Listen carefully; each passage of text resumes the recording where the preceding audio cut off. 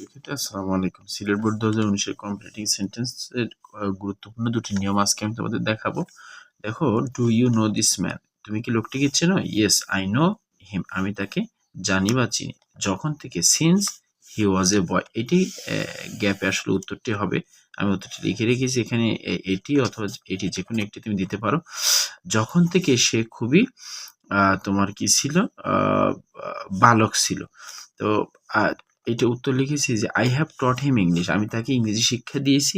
অথবা I have had a friendship with him, আমার তার সাথে বন্ধুত্ব ছিল যখন সে বালক ছিল। দেখো, সিন্সের দুটি নিয়ম, একটা হচ্ছে যদি শুরুতে প্রেজেন্ট ইনডিফিনাইট অথবা প্রেজেন্ট পারফেক্ট টেন্স হয় তাহলে পরেরটি হবে হচ্ছে পাস্ট ইনডিফিনাইট, আর প্রথমটি যদি পাস্ট ইনডিফিনাইট হয় পরেরটি হবে হচ্ছে পাস্ট পারফেক্ট।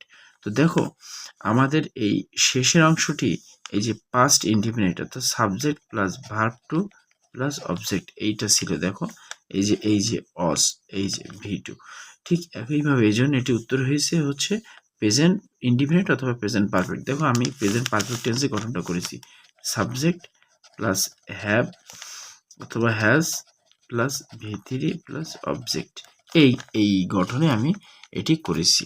এরপরটি দেখো, what a lovely view that was, যে কি চমৎকার একটা দৃশ্য।